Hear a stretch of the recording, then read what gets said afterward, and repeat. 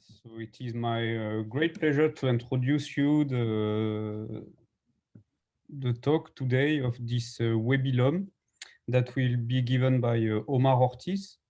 Omar is PhD and did his PhD in Paris-Saclay in the Laboratoire C2M under the direction of Daniel Lanzilotti Kimura. He will talk about coherent optical generation of acoustic phonons in fiber integrated optophononic micropillars. And I am sure that he will kindly and pedagogically explain all of these words for us to understand exactly what he has done in this small structure where he is able to confine both phonons and photons to interact each other.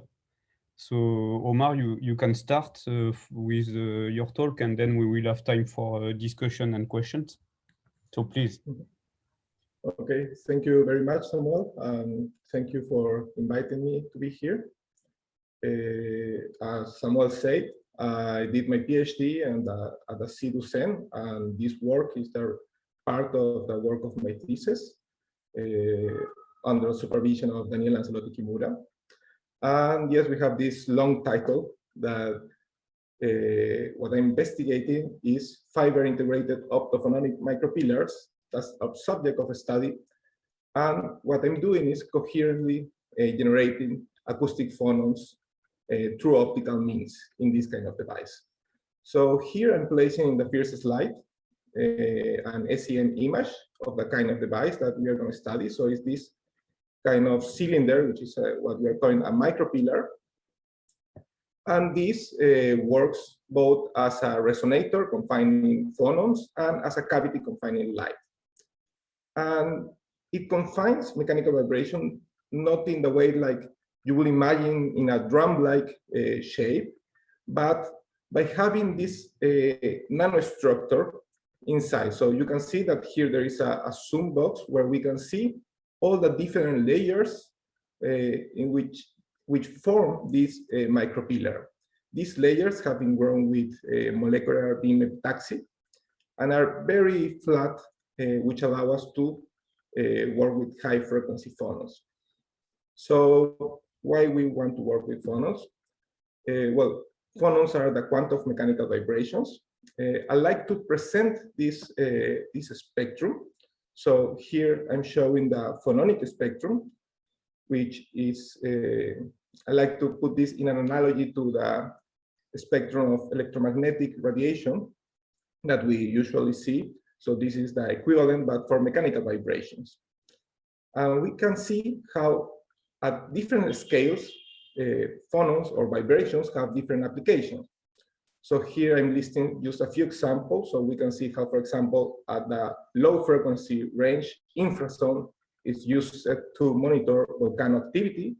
For example, at the audible range of frequencies, musical instruments have a lot of applications, so there is a lot of work going on in this range of frequencies. Beyond the audible range of frequencies, we have ultrasound, for example, that has revolutionized medical applications. Beyond this frequency, we have MEMS, microelectromechanical systems, and automechanical systems, confining trapping light and sound also.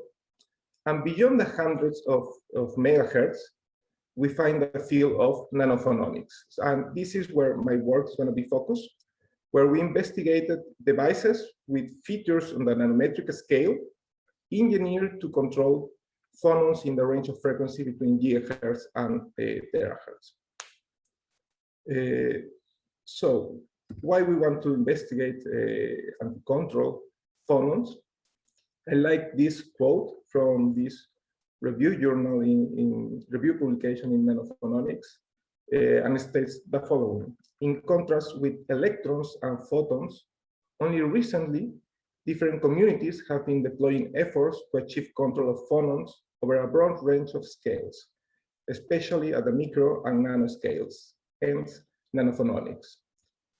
So phonons at the nanoscale are some kind of the next frontier on the degree of control that we can achieve on physical systems. Phonons in the nanoscales operate typically at very high frequencies. This in quantum mechanics is correlated with a low thermal occupation, which as a result seems promising, for example, for quantum technologies.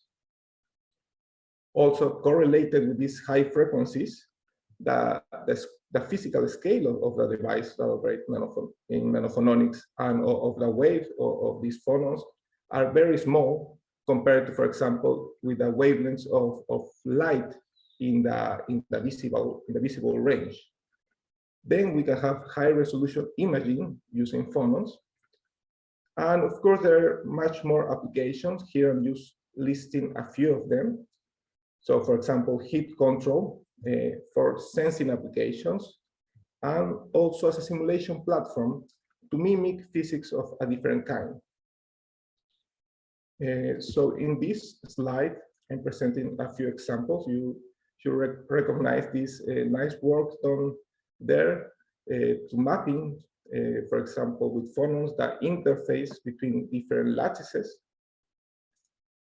Here is another outstanding example where, exploiting the wave nature of phonons, we can engineer the way heat propagates, heat is transferred. Recently, a work in quantum technologies have shown how a phonon-assisted excitation scheme can be used to produce efficient single photon sources. And here is another example of how in nanophononics we have devices like this micropillar, which operates as an optomechanical platform. And this is where I will focus my talk, also in a device similar to this one. So this work was done in the group of Bariloche, where they investigate this 5 micrometer square micropillar. They have been able to see resonance at around 18 gigahertz, and it's 3 harmonics of these resonant frequencies. So during this talk, I will present the work that I have done in this kind of device, in micropillars. I will be focusing on circular micropillars in particular. So along the talk, I will address these 3 questions. So first, how can we engineer the propagation of hundreds of gigahertz phonons? And how can we probe their presence? The second one is, how can we engineer light and sound interactions in an optophononic resonator in an hybrid device? And the third question will be, how can we tackle the stability and reproducibility limits on the study of 3-dimensional phononic microstructures, the challenges that are present when studying these kind of small devices with light. So to cover these 3 questions, I will present these 3 sections. This is the outline of the presentation, where we have first an introduction, where we present the topics that we need to see for the rest of the talk. Then I will talk about optophononic resonators and how can we engineer a device that combines both light and sound. And third and finally, I will present how we have worked with an integrated 3-dimensional nanophononic system, one of these micropillars, which we have integrated to a single mode fiber. So let's start from the beginning. First, in the introduction, I will talk about how we engineer the propagation of phonons with superlattice, and then how we experimentally probe them using a time domain Brouillard scattering experiments. So when we talk about mechanical vibrations in this scale, in this range of frequency, we need to also take into consideration that we are talking about a lattice structure. So for example, here I'm considering a material, gallium arsenide, and as a solid, these solids are arranged the same in a crystal-like structure, and we can describe how it's formed by having a unit cell, so this unit cell, which repeats itself in that 3-dimensional space. So that will be pure gallium arsenide. When we try to model how sound or how mechanical vibration propagate in this kind of periodic structure, we find that the solutions to the wave equation, so the solutions that are sustained in this kind of structure, appear and can be represented in this kind of plot that are called the Brillouin zone, where we have the dispersion relationship, which relates the angular frequency with the wave vector. So these different branches represent different solutions that are supported by the vibrations of a lattice structure. Between these different branches, we see that there is a gap where no solutions are present. So these are called acoustic and optical branches. In this case, I'm presenting only one kind of phonon, which is phonons that propagate longitudinally. That means back and forth along the propagation direction. And these different solutions correspond to different ways that the two atoms that form this lattice vibrate. So here are the schematic representation of this. So I have to comment that this is a schematic only because, as I said, it moves back and forth for longitudinal phonons. The work that I've been doing engineering the propagation of phonons have been done in this branch. I've been working with acoustic phonons, which have more or less a linear dispersion relationship in this range. And the question is now, how can I control the propagation of phonons? Because this dispersion relationship comes directly from the constraint given by the lattice. In order to control this, what we can do is we can add a second periodicity to the system. And we can do that by alternating layers of different material. So in this case, I'm considering gallium arsenide and aluminum arsenide, forming a unit cell, which is 3/4 of a wavelength of gallium arsenide and 1/4 of aluminum arsenide. This new periodicity, again, allows us to express the solutions that are supported in this kind of superlattice, the vibrations that are supported in a new Brillouin zone, what we're going to call a reduced Brillouin zone, which is the result of effectively folding the dispersion relationship that we saw before of the lattice into this new reduced zone. In this zone, again, we have the appearance of gaps between different branches of solutions. We call these mini gaps. And we can use this for application purposes. So here I'm plotting only the dispersion relationship in the reduced Brillouin zone for this kind of superlattices. So I talk about wavelength, but of course, this is at a given frequency. In this case, it's for a design frequency of 300 gigahertz. We have a wavelength of around 16 nanometers. So a superlattice is considered like you have an infinite structure, and a result of that, as a result of that consideration, is that you obtain these kind of solutions. In reality, we can implement the effect of a superlattice with a finite amount of layer. So in order to show this, now I'm presenting next to the plot of the reduced Brillouin zone, I'm showing the reflectivity as a function of frequency, the acoustic reflectivity as a function of frequency of this kind of periodic structure, which is formed by 20 unit cells.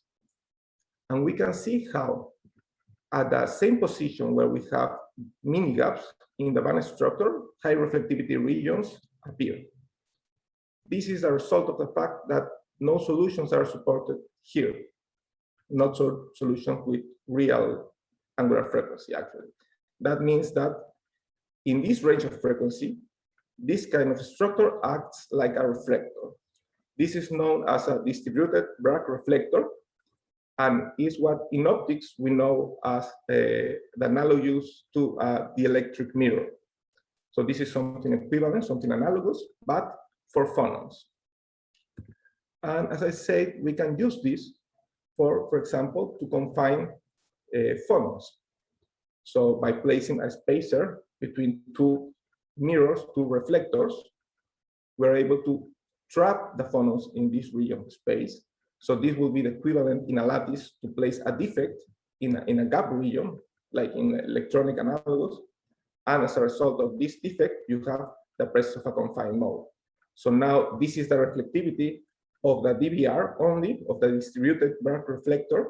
If we compute the reflectivity of this full structure, we see that in the high reflectivity region, a dip in reflectivity appears, signature that we have a confined mode.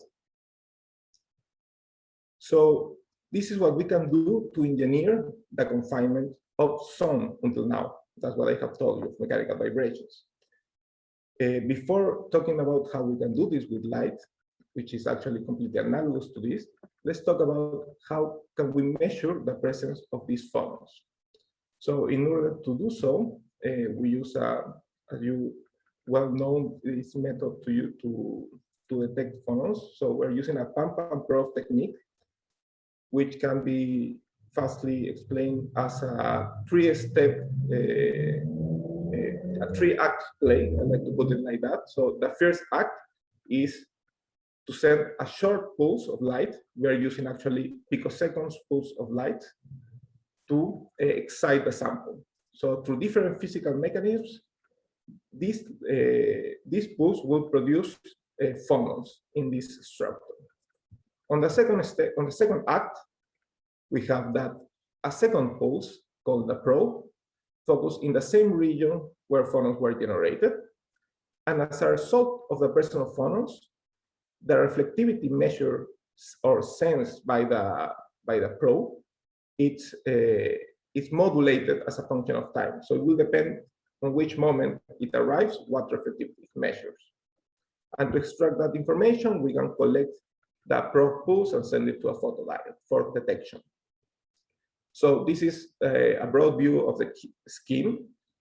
In reality, we know that we have to repeat this second step a lot of times at different delays between pump and probe in order to reconstruct that transient reflectivity of the sample, how it changed due to the presence of phonons. In order to implement this kind of control, we use this kind of setup where we have a tsunami laser sending picosecond pulses through a polarized beam splitter to a beam splitter, where we have two beams coming out. One goes through a delay line and the other goes straight forward. And depending on the position of where is this reflector, that delay is going to be different. So we can see how if we increase the delay, we can increase the delay time between pump and probe. As a result, if we collect this this probe pulse with a photodiode, we are able to measure the reflectivity of this of the probe pulse as a function of delay time. This is what I'm plotting here, and we can see how at zero delay or around zero delay, where both pump and probe arrive at the sample, there is a drastic change in the reflectivity due to the excitation caused by the pump. This drastic change is because of the pump. Then the system starts to relax, going back to equilibrium. What we can see if we zoom in this region is that small oscillations start to appear during this relaxation process.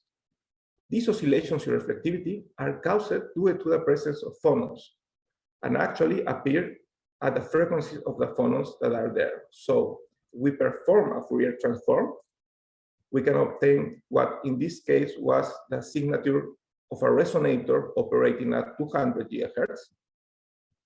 And moreover, we can observe also the presence of modes that are detectable that are due to the band structure of the superlattices used to build this resonator at 200 GHz.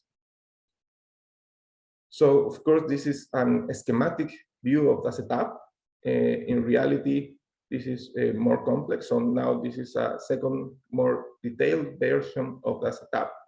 So this is part of what I built during my PhD. So the project was to implement a pump and probe setup to detect phonons, and we have one where we can reach up to 12 nanoseconds of delay between pump and probe by changing the path in free space. This is done here by a delay line with 3 retroreflectors. Then we have an acoustic modulator used for synchronous detection. Important here, we are using a cross-polarization scheme. So both pump and probe are always maintained on orthogonal polarizations. They are both focused on normal incidence to the sample, so they are coupled equally. And then we can collect and filter out with a polarizer only the probe. We measure, the values that we measure are actually demodulated values due to asynchronous detection, so we extract a complex value from these measurements. Okay, so this is how we can measure the presence of phonons. Now, let me pass to the next section where I will talk about how we can build a resonator that combines both light and sound. And as I told you, so the first part will be how we can do this with gallium arsenide and aluminum arsenide. And now going back, as I told you, it is the multiple interference phenomena that allows to have a confinement in these Fabry-Perot resonators. And this happens also for electromagnetic waves. So in principle, we can use the same scheme to confine both light and sound. The only difference are that the materials are not experienced the same by phonons that by photons, except in one particular case. And this is what happened with these two materials, aluminum arsenide and gallium arsenide. And what happened is that there is basically an amazing coincidence in nature where we have two things that coincide. First, the ratio of velocities between the speed of light in aluminum arsenide and the speed of light in gallium arsenide is roughly the same, is approximately the same as the ratio of velocities of sound in these two materials, around 1.2. And the second condition that is fulfilled also is that the impedance match is also the same.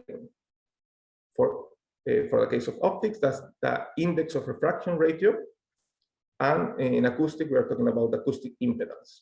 And these both are also the same, roughly 0.83. As a consequence, we can engineer a multiple interference device where at the same wavelength, the same multiple interference phenomena occurs. And this condition happens for phonons at around 18 gigahertz and for photons at around 915 nanometers. So for these two, the wavelength in these materials are roughly the same. And as a result, we can engineer a device that confines light, for example, and automatically have a device that confines sound as well. We have simultaneous confinement of light and sound.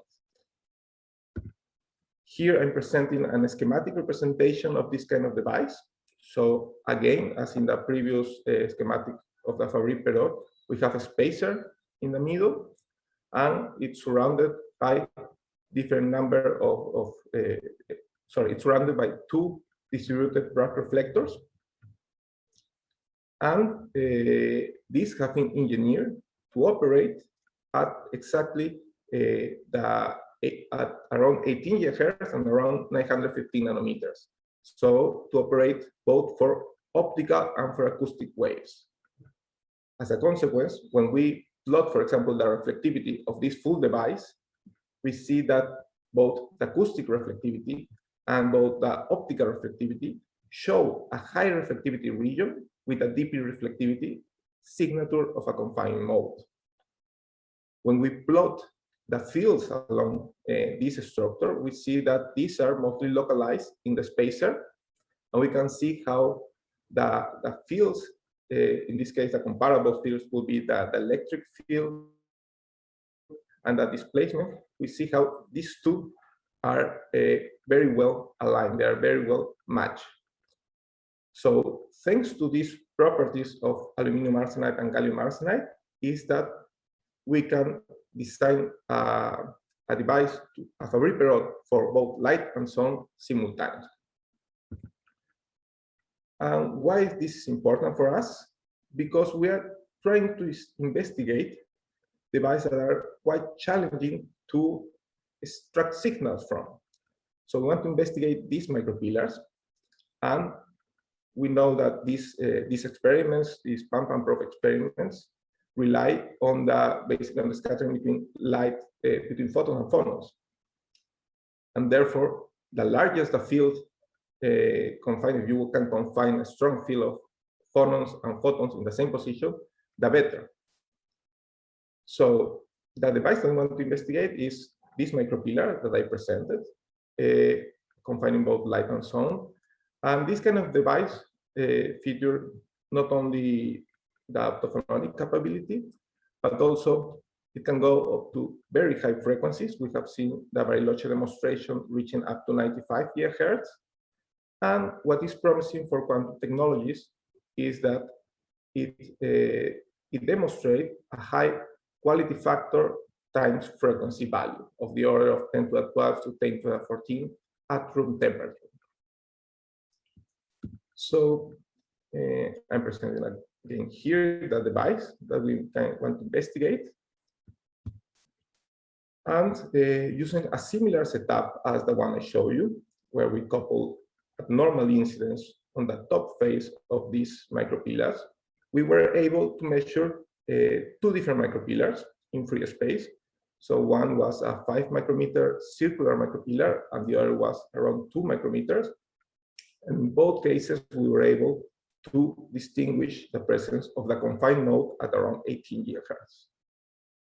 Now you can see something that contrasts with the result from Bariloche that I showed. Here I'm only seeing one confined node, the first harmonic. This is also something that have been seen before in Bariloche, which is the fact that for some reason these circular micropillars can be very challenging to measure. Actually, that's why they measure square micropillars. And I'm presenting these 4 plots to you, which might seem like some fast measurements that have been done, but actually performing these measurements was very, very tedious because you need to carefully align some three-dimensional object on the scale of few micrometers on the spot of a high numerical aperture objective. As a consequence, there are limitations to this to measure phonons in these smaller micropillars in free space. And these are, one, the stability of the setup. Well, everything vibrates, so also your coupling into the micropillar. Your reproducibility, for the same reasons, try to replicate the same measurement conditions from one day to the other can be very challenging. And third, finally, is that typically high powers are required on the order of several tens of milliwatts. These measurements were done with pump powers around 50 milliwatts. So, in order to address these issues, we focused on a different strategy to investigate this kind of nanophononic device. And it was to use a single mode fiber. So, I'm presenting you the device that we developed in collaboration with Pandela, where we have the optophononic micropillar, which has been glued to a single mode fiber. And this has been done by aligning the core of the single mode fiber with the center of the micropillar. And so, first of all, I want to state that it's not only possible to do this, but the fact that the micropillar itself it has the shape almost of a single mode fiber, results in the fact that when you model the spatial profile of the light propagated in these pillars, the solutions are the same of a single mode fiber. So in principle, if you choose very well the parameters of your fiber, you can couple very well the top face of the micropillar to the single mode fiber. if you align it well. And to align it well, what we did was use a piezoelectric control stage where we can have a single mode fiber fixed on top, and we move a sample in the bottom. This sample have several of these pillars. So basically used by seeing how the reflectivity of the light sent through the single mode fiber change when we get close to one of these pillars, we are able to identify different pillars and to choose one and couple light into them. So here I'm presenting the reflectivity plot measured through the single mode fiber of a micropillar that was glued to the fiber. The glue is basically a UV curing glue. So the process is literally you align it very well, you optimize the contrast in this reflectivity dip, meaning that you're coupling well to the pillar, and then you apply the glue and cure it. There is a waiting period, but basically the change in the reflectivity dip is not significantly, meaning that we are able to couple light into that pillar cavity mold. We did the same for a planar sample, and we can show the reflectivity dip here. So, equipped with these devices, we target as a next step how we can measure pump and probe experiments in this kind of devices. And this is the approach we found. So here I'm showing a schematic representation of the setup used, where basically the part until here, where we merge both pump and probe, has not been altered. So we have a delay line system, we have acoustic modulator, but then what we do is we merge both pump and probe following the same path and in orthogonal polarization. We send this to a fiber coupler, and through a same single mode fiber, it reaches the fiber connector micropillar. So we have the two pulses of both pump and probe reaching from 1 to 2, and then to the fiber micropillar. And then these two pulses go back, get reflected, and come out also these two paths. So we take the port 3 and extract the signal from the fiber micropillar. So in this stage, we will have both pump and probe, one on top of the other. But we will have them with orthogonal polarization. Why? Because at the input, they were with orthogonal polarizations, and all the transformations that are done due to the different stress that is applied to the single mode fiber. These are operations that change the polarization very drastically, but they maintain the orthogonality between two different polarizations.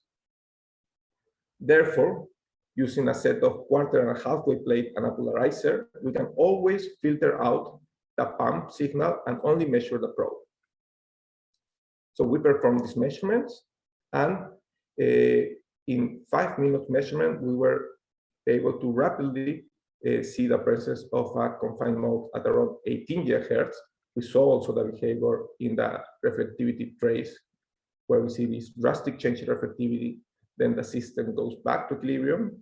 If we zoom in this region of the reflectivity, we see how we have these oscillations due to the presence of confined phonons at around 18.3 GHz. So the advantage between this setup and the previous one was very drastically. So here we basically, if we want to change a sample, the only thing we need to change is this connector. We disconnect here and connect another sample, and that's it. You don't worry about alignment. You correct a little bit the waveplates, because when you disconnect and connect again, the strain conditions might not be the same. But besides that, you don't need to worry about alignment on the top face of the micropillar as you needed before for the free space approach. As a result, we were able to obtain more data and of higher quality. So before showing those results, we performed some tests. So one of the tests was to see the stability. So in most of these experiments, especially when studying these micropillar resonators, we don't usually get an assessment of how much time it took to acquire the spectra that we are seeing, the phononic spectra. So it can be several hours in some times. So what we wanted to do was to evaluate how robust was our setup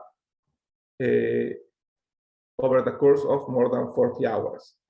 In order to do so, we track two things. So one is that we're going to call the peak power, which is the value of the peak of resonance, the maximum value reached at around 18 GHz. And the second one is the coincidence reflectivity, which is, let me go back, which is this change in reflectivity that happens when the pump arrives. So what we saw is that these two follow the same trend for over more than 40 hours. So these are two different lines because all this time was without the laser stop pulsing, with the laser without being touched, just to preserve the pulse duration.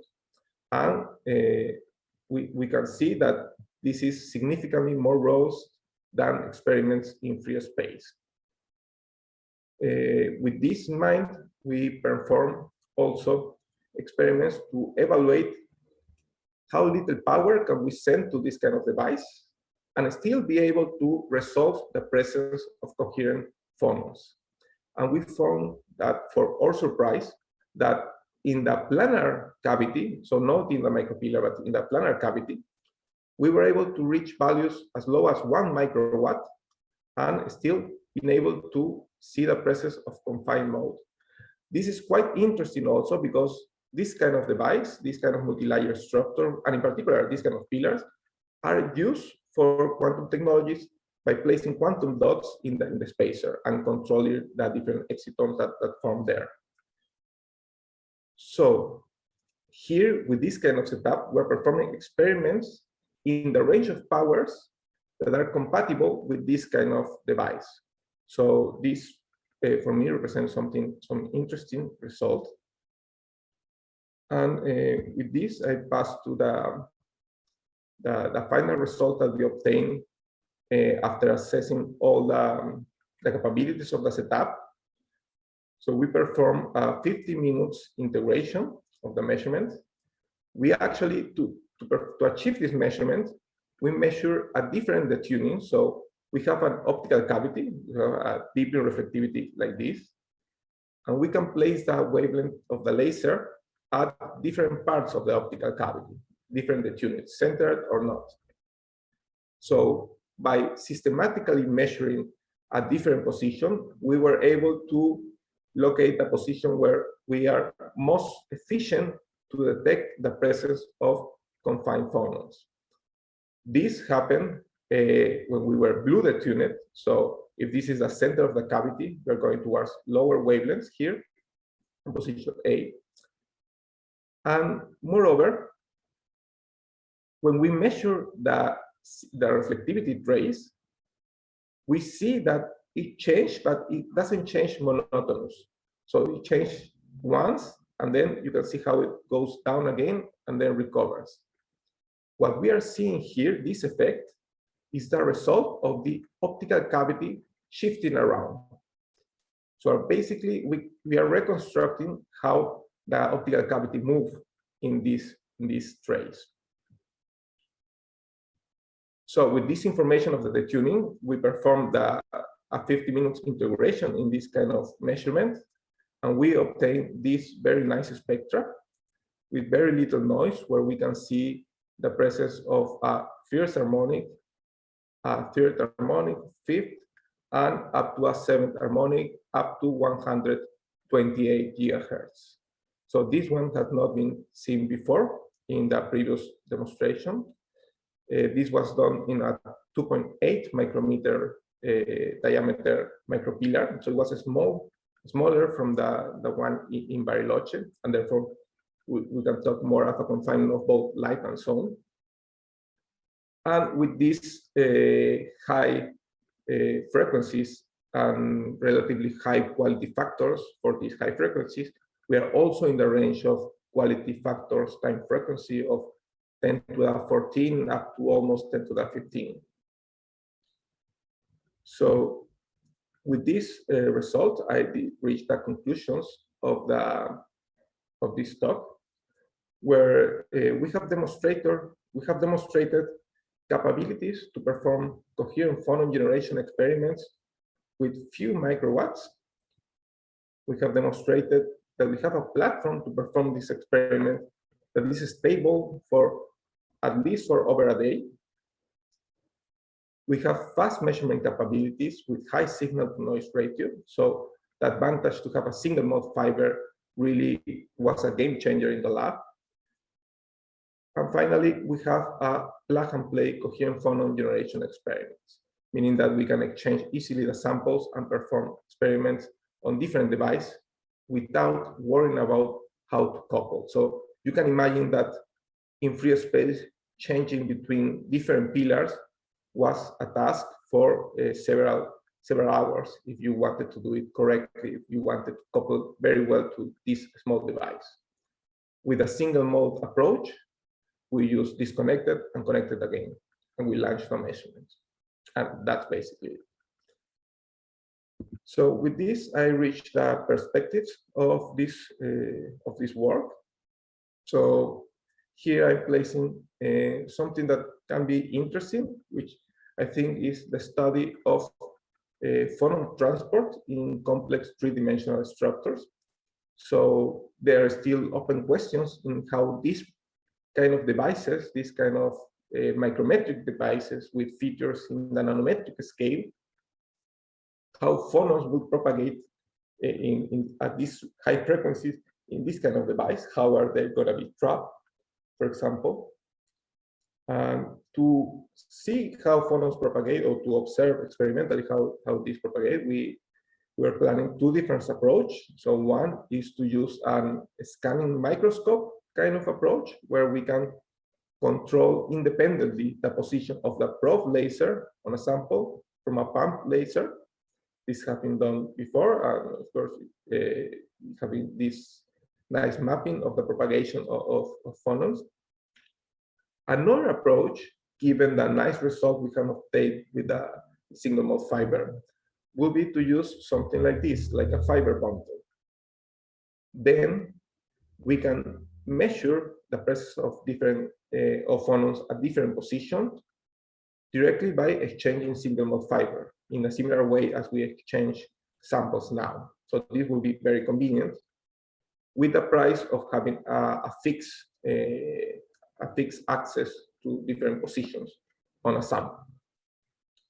A second perspective will be to use this kind of, it will be to exploit the capabilities, this amazing coincidence of gallium arsenide and aluminum arsenide, to study quasi-periodic structures at a broad range of scales. So for example, we have here, this is an example of a Cantor set structure, where here you have the Cantor set fractal. This that you have a line divided in three, remove one, and so on. The same can be done, for example, for an acoustic structure, when we do the same by alternating layers of different materials. Also, this can be done for example, Fibonacci structures. The advantage of doing this with gallium arsenide and aluminum arsenide is that optically you have access to these samples in the same way as you would have for phonons. So the wave behave the same. If there are phonons trapped, they're going to be light trapped, therefore you can detect it. And also important is that for phonons, these operate at a broad range of scale. So that means that we can have several orders of magnitude of several iterations of this fractal, for example, in this case. things that will not be possible if these are implemented with optical structure, for example, as have been done. And there is a third perspective that I have not time to place in an image here, but I just wanted to share with you, which is the idea to use this fiber connected device to prove different things. So for example, an idea will be to use mesoporous materials. We have works where we have seen experimentally the propagation of 5 to up to 15 GHz phonons in a mesoporous material that is far away from being flat at the interface, actually have a mesh inside as like bubbles inside. But we can see, we have evidence that the phonons do propagate, and we are able to detect some the presence of them. So the question will be, can we build a sensor where these pores of these mesoporous materials get altered, the phononic signal we extract get altered too? So these are just ideas that were the result of the work on my thesis. Now we reach the final part in which I would like to thank all the people that helped me to this work, and of course, thank you for your attention. Thank you very much.